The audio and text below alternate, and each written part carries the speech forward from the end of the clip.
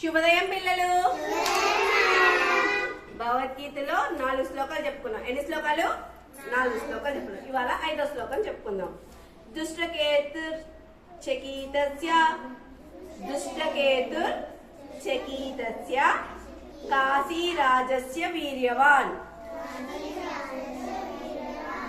Purujit కుంతిభోజస్య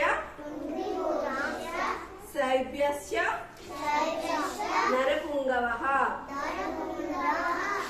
దుష్టకేతువు చకీతానుడు.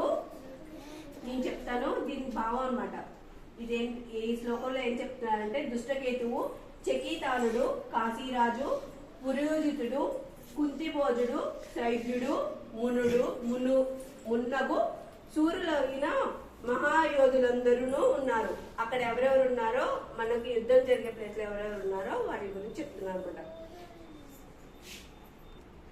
5th శ్లోకం చెప్పుకున్నాం కదా, 5వ శ్లోకం అయిపోయింది. ఇప్పుడు 6వ శ్లోకం చెప్పుకుందాం. యుధమన్యశ్చ విక్రాంత ఉత్తమౌజశ్చ వీర్యవాన్ సౌభద్రో ద్రౌపదేయశ్చ సర్వ ఏవ మహారథః. పరాక్రమవంతుడైన యుద్ధమునుడు, మహాశక్తిశాలి అయిన ఉత్తమౌజుడు, సుభద్రాపుత్రుడు, ద్రౌపది పుత్రులను